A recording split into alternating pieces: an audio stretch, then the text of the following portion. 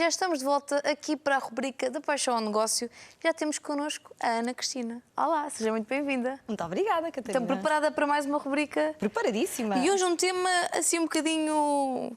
Bem, empreendedor ao sabor do vento. O que é isto? O que é que ele anda a fazer? Anda ao sabor do vento. Anda ao sabor do vento. Pronto, todos nós andamos um bocadinho ao sabor do vento, tem dias, não é verdade? E é engraçado que empreendedor ao sabor do vento pode parecer assim uma coisa maravilhosa, andar ao sabor do vento. Toda a gente gosta, não é? Viajar ao sabor do vento. Sim, temos que seguir a vida, deixar a vida levar-nos. Mas no empreendedorismo, às vezes, isso pode ter o reverso da medalha. Então, o que é que eu quero dizer com esse empreendedor ao sabor do vento? Quando eu comecei a empreender e quando eu ainda trabalhava por conta de outra e sonhava com o dia que eu fosse empreendedora, esta foi uma das coisas que eu nunca sequer tinha pensado, porque eu pensava na questão da liberdade, de gerir o meu tempo, de poder fazer aquilo que eu queria, trabalhar às horas que eu quisesse. E eu via sempre isso como uma coisa extremamente positiva. Até ao dia em que realmente comecei a ser empreendedora. Quando eu comecei a trabalhar, eu não tinha um escritório, ou seja, eu deixei de trabalhar num escritório e passei a trabalhar grande parte do tempo em casa. Que é um grande problema, porque isto de separar as águas é difícil. Então, aquilo que, quando eu pensei, trabalhar em casa, que sonho tornado realidade, com o passar das semanas e dos meses, aquilo começou a ser um grande desafio para mim. O que é que acontecia? Eu estava a trabalhar em casa, mas eu não estava muito habituada quando trabalhava por conta de outra. Isso é uma coisa que eu faço hoje, mas eu não fazia a questão de eu ter a minha agenda, do que é que eu tenho, porque a minha agenda normalmente era definida por alguém e não definida por mim. E quando me tornei empreendedora, tinha que ser eu a definir a minha agenda. Então eu estava em casa a trabalhar e facilmente me distraía. Eu lembro-me, por exemplo, de estar a trabalhar no escritório, ia à cozinha petiscar qualquer coisa, lembrava-me, tinha uma roupa para pôr na máquina. E tenho ali uma louça que devia ser lavada. Já agora lave esta loucinha antes de mandar o próximo. Já faço um bolo ou dois, porque não é? Vou ter fome ao lanche. E dava por mim, pareciam coisas pequeninas, mas que me ocupavam imenso tempo. Às vezes, por exemplo, acabava de almoçar e dizia, agora me apetece ir já trabalhar, vou descansar um bocadinho, se calhar ligo a televisão e estou ali mais uma horinha. E quando dava por mim, ao final do dia, e exprimia aquilo tudo, não tinha sido tão produtiva como eu gostaria de ter sido. E realmente isso começou a tornar-se um grande desafio. E comecei a falar com os outros empreendedores e comecei-me a perceber que aquilo não era um problema só meu. Que havia muitas pessoas que passavam exatamente pelo mesmo, que é o facto de nós passarmos a ser donos dos nossos próprios horários, pode ser, muitas vezes, um problema e não uma coisa positiva, porque realmente não temos ninguém nos a dizer o que é que devemos fazer. Porque a vida toda fomos controlados. Era primeiro os pais, depois a escola, depois o chefe, foi sempre tudo muito controlado. Alguém a dizer, entras às X horas, sais às X horas, tens isto para fazer, tens estes objetivos para cumprir, tens estas tarefas para realizar e, de repente, somos os únicos responsáveis por dizer faz isto, faz aquilo, somos os nossos próprios patrões. E nós nunca aprendemos a ser patrões, não é? Quanto mais nós próprios. Pronto, que é sempre o mais difícil. E então, nessa altura, foi quando eu comecei a perceber que eu não estava a tratar o meu negócio como um negócio. E que se eu queria que os meus clientes me vissem de uma forma profissional, eu também tinha que tratar o meu negócio com esse profissionalismo. Então, eu conseguia organizar o meu tempo, por exemplo, quando ia dar uma sessão de coaching, quando ia dar uma formação. Aí sim, porque eu tinha que estar naquele sítio a tal hora, mas quando estava em casa e queria fazer as coisas acontecerem, dava por mim, por exemplo, a deixar as coisas para a última da hora. Se tinha uma formação para fazer no fim de semana, se calhar estava na quinta ou na sexta-feira a preparar as coisas e comecei a ver que essa falta de planeamento, essa falta de disciplina, esse andar ao sabor do vento, deixar ir, estava a prejudicar os meus resultados, estava a prejudicar o meu negócio. Então, na altura, eu comecei a pesquisar alguns espaços de coworking em que eu pudesse, pelo menos, era o que eu dizia, pelo menos que eu tinha que de manhã me despachar, sair de casa para ir porque para senão algum o despachar sítio. pode demorar horas e horas só estamos em casa. Podia acabar de estar a trabalhar de pijama a manhã toda, não é? Hoje em dia eu já não faço isso, não é? Hoje é o dia, já vou falar um bocadinho sobre isso, mas as minhas rotinas são completamente diferentes. Mas no início aquilo que eu senti vontade foi realmente essa necessidade de ir para outro espaço. Então na altura eu até abri um espaço com mais 3 colegas e então tínhamos esse espaço onde não tínhamos um horário fixo, mas havia pelo menos aquele compromisso de ter que estar lá todos os dias. E isso foi-me ajudando pouco a pouco a perceber que realmente eu tinha um negócio e que se eu tinha um negócio tinha que tratá-lo de forma profissional. Então comecei a conhecer e a tratar por tu aquela que para mim é a grande aliada do empreendedor de sucesso, que é a agenda. Sim, que era uma coisa bem organizada e cumprida, porque pode ser muito bem organizada e não ser cumprida. Que era mas às vezes vejo pessoas, não é? Planeamentos lindos, maravilhosos, cheio de corzinhas, de bolinhas, tudo, mas e depois não cumprem nada daquilo. Nada disso. Eu gosto de um planeamento simples, mas que eu tenho a certeza que o vou cumprir. Então passei a viver com uma agenda, a fazer um planeamento mensal, a fazer um planeamento semanal, a fazer um planeamento diário e aquela sensação depois de começar a pôr o check. Dá aquele orgulho, não é? Até pode sensação... ser uma coisa pequena, levantar. Check. Já estou cá. Aquela uma sensação de dever cumprido, não é?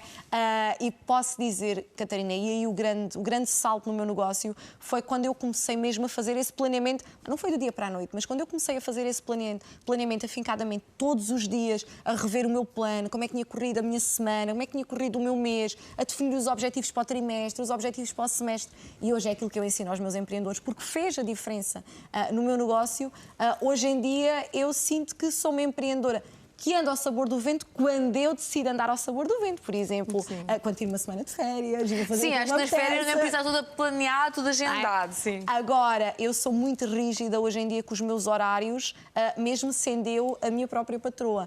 Eu tenho aquela hora para me levantar, eu de X a X horas sei que tenho que trabalhar, normalmente faço aquelas tarefas que eu menos gosto de fazer logo em primeiro lugar, a seguir sei que tenho que ter aquilo feito, por exemplo, preparar uma formação, depois é hora de responder e-mails, depois tenho o período para almoço e trato o meu negócio mesmo como se alguém me estivesse ali a impor os horários, porque teve que ser assim para as coisas realmente poderem correr bem.